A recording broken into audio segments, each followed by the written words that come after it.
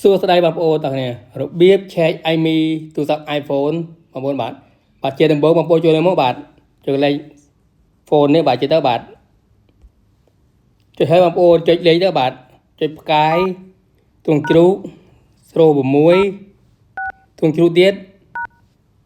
បាទគឺឡើង iMe អញ្ចឹងបងប្អូនឡើង iMe អញ្ចឹងហើយបងប្អូន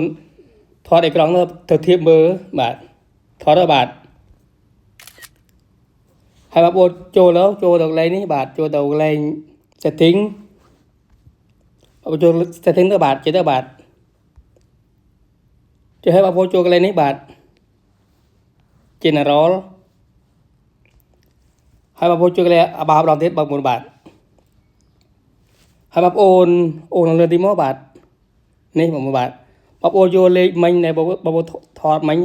ធៀបគ្នាមើលនេះធៀបមើលលេខ iMe នេះបាទនេះ